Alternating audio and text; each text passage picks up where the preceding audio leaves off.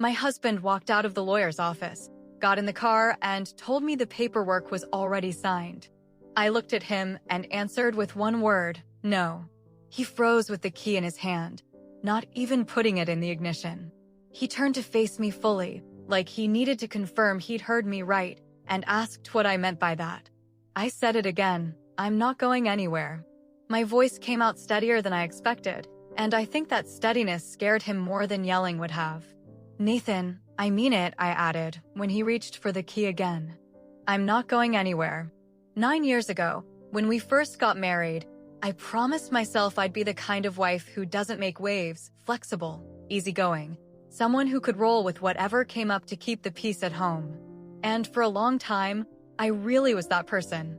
When he got his first big promotion and said we needed to move closer to the office, I quit a job I loved without asking a single question. When our daughter was born, and our son 2 years after her, and the question came up of who'd stay home, I took on that role without hesitating, even though I had my own plans for that year, plans I never even got the chance to fully tell him about. I didn't go back to work until our youngest started preschool, and by then I had to rebuild my career practically from scratch.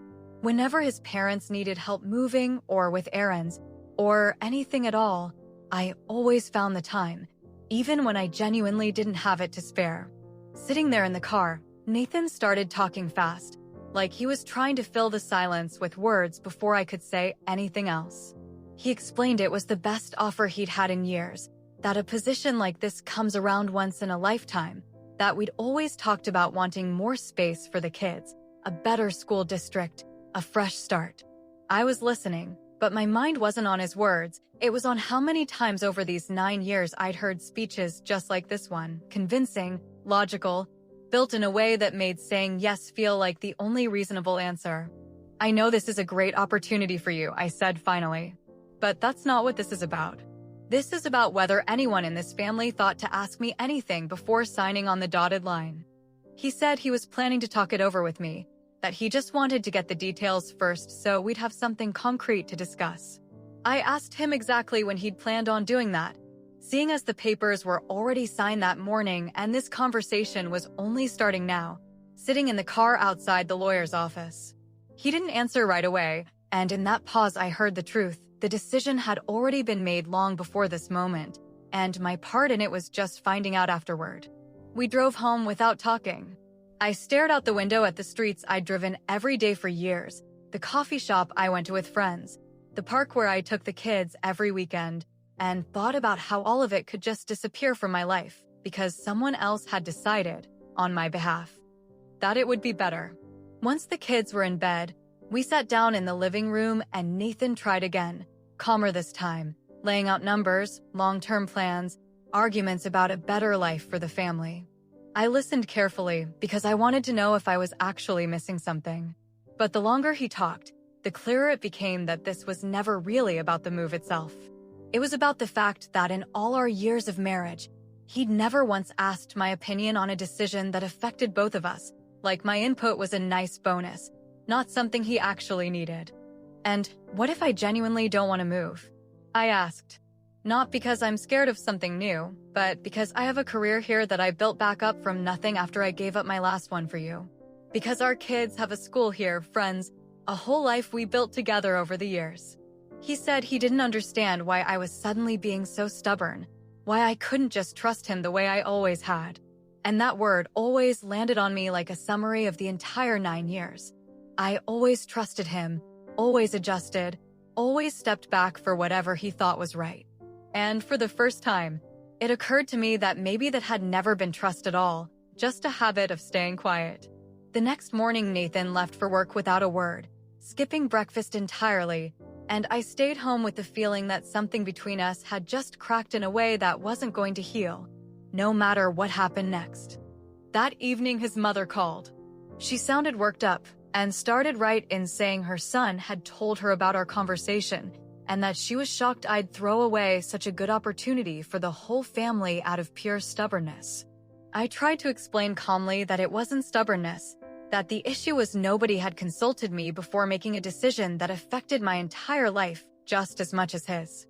She cut me off mid-sentence and said something that stuck with me for a long time after, You've always been a smart woman, and now you're acting like a selfish person who only thinks about herself instead of her kids' future." I hung up the phone and sat on the couch for a long time, staring at the blank wall across from me. Selfish. The word hit exactly where it hurt most, like someone had found my rawest nerve on purpose. My whole life I'd been terrified of that exact label, terrified of looking like someone who puts herself above everyone else, who doesn't think about family, who chooses her own comfort over the greater good. And that fear, I realized in that moment, was exactly what had kept me quiet for 9 years straight. The next day, my sister Claire called, and I figured at least she'd be on my side. But she led with a gentle version of the same thing, saying she understood me, of course, but maybe it was worth compromising a little for the sake of family peace, that moving wasn't the end of the world. People move and life goes on.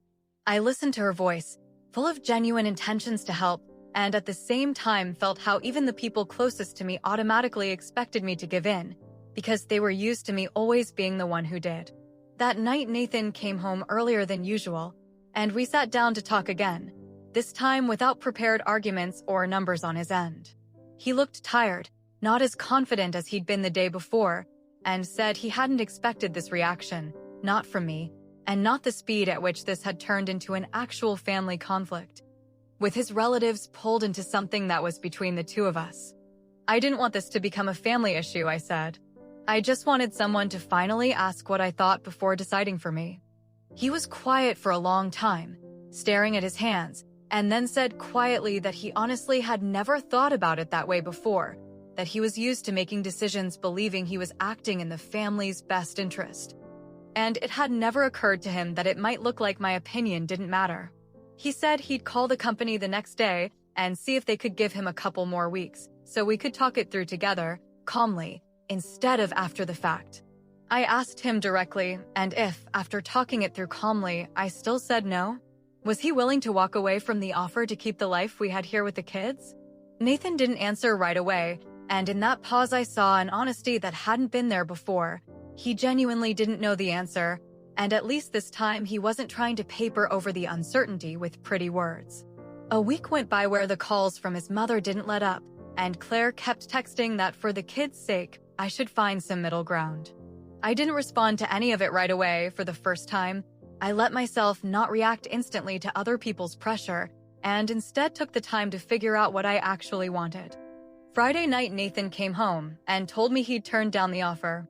He said it plainly, no dramatic explanation, like it was the most obvious decision in the world, though I knew there had probably been a real internal fight behind those words.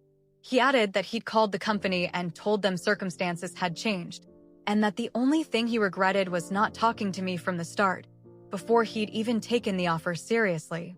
I asked if he regretted losing the opportunity. He said opportunities come around again, but a family you lose over one rash decision doesn't. We sat in silence for a while, and for the first time in a long time, that silence wasn't the silence of me quietly giving in again. It was the silence of two people finally starting to talk to each other as equals.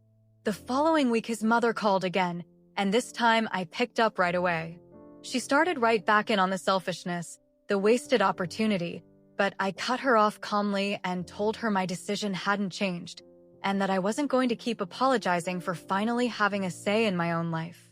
She went quiet on the other end, then just said she hadn't expected this from me, and hung up. I didn't call her back, didn't start typing out explanations, didn't try to smooth things over the way I would have before. I set the phone down on the table and looked out the window, where Claire was just pulling into the driveway to pick up the kids for the weekend, exactly like we'd planned. For the first time in years, I didn't feel guilty. I felt something closer to pride in myself, for finally learning how to stand my ground.